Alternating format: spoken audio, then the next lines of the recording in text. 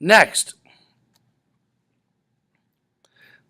Congress has the power to levy taxes. You might remember when we talked about the American Revolution, taxation without representation was the big issue that our founders were concerned about when they went to war with Great Britain. They wanted to make sure that there was representation within our tax system. So we elect the members of Congress. Congress then has the power to levy taxes on us, to force us to pay money to the government on what we buy, on what we purchase, and then on our incomes. Um, Congress has control over what is taxed, how much we're taxed, and how that money is spent. That word is appropriate.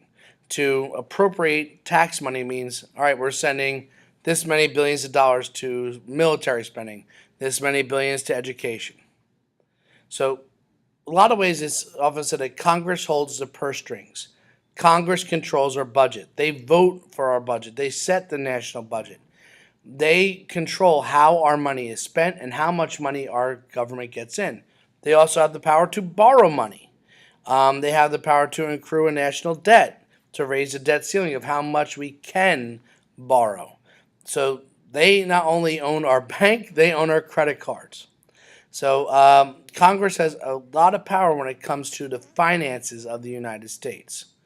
Now, ultimately, it's the president who spends the money as the enforcer of the law, but they set forth how much money the president has and our government has to spend within our tax system.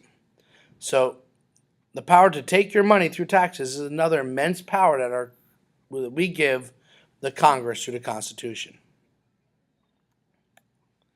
Now, there's many other powers, the power to coin money, so on and so forth, but one of the big and more controversial powers given to the Congress, to the legislative branch, through Article 1 of the Constitution is the Elastic Clause.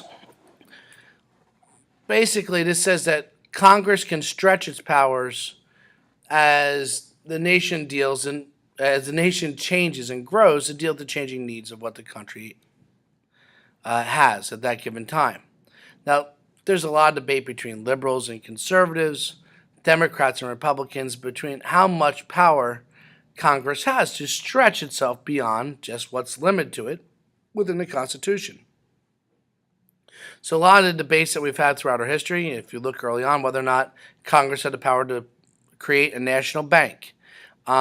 Debates that we see today are how much of a role should the government have on health care? Should we have a Department of Education? None of these things are defined in the Constitution, but yet our government has passed laws to regulate healthcare, education, the environment, and there's a lot of debate over within the idea of limited government over how much Congress can stretch its powers. Some argue that it shouldn't be able to stretch it into things that aren't defined by the Constitution. Others argue that since it's a living document, that we can stretch it to what our needs are in 2015 or in any year, because life changes. We're not stuck forever in 1788 and 89. Next, other powers. They have the power to coin money, establish postal systems, standards, weights, and measures. They regulate the Constitution. That means that they have the power to amend the Constitution, to add to or change to the Constitution. And they have the power to create new government agencies and committees and so on and so forth. So, for example, after 9/11, after the attacks, there's a lot called that we need to do more within our government agencies to correlate defenses against future terrorist attacks. Congress passed laws that created a whole new government department, the Department of Homeland Security, and many different agencies within it. So Congress has the power to create new parts of the executive branch. If you look, when George Washington was president, the cabinet had 4 offices. Today it has over 15, and really could argue even beyond that, because many different levels or almost different jobs within the executive branch are cabinet level. All those positions were created by the Congress. Let's talk checks and balances. What other powers does the legislative branch have on the executive and on the judicial? First off, to make sure that our president, who is the single most powerful person in our government, doesn't abuse their power. Congress has the power of impeachment. If the president is impeached, what that means is that the House of Representatives indicts the president for committing high crimes and misdemeanors, and then the U.S. Senate puts them on trial. If the majority of a two-thirds majority in the Senate find the president to have committed these crimes and find him guilty, they can be removed from office. That's an immense power on the president. So Congress can override a presidential election and remove a president from office. Now, we've had two presidents in our history impeached. That means that they were put on trial in the Senate, but we've never had a president removed through impeachment.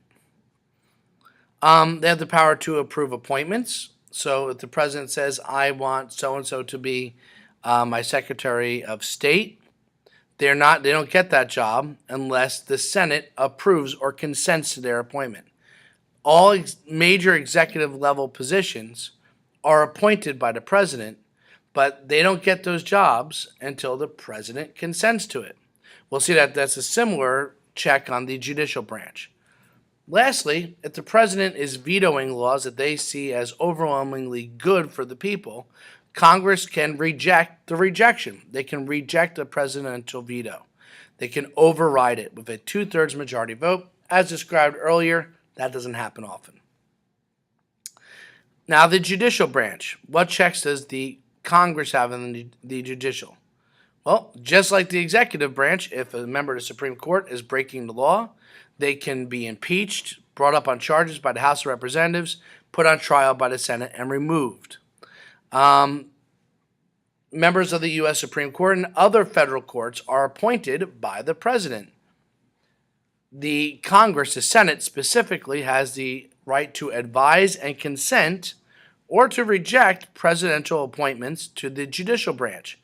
So if you're going to be a justice in the U.S. Supreme Court or a judge in the federal level, the Senate, the Congress, has to approve you. You don't get that job unless the legislative branch says so. Last but not least, Congress has the power to pass amendments. Now, when we talk about the judicial branch has the power of judicial review, meaning they have the power to reject laws passed by Congress if they find them to be unconstitutional.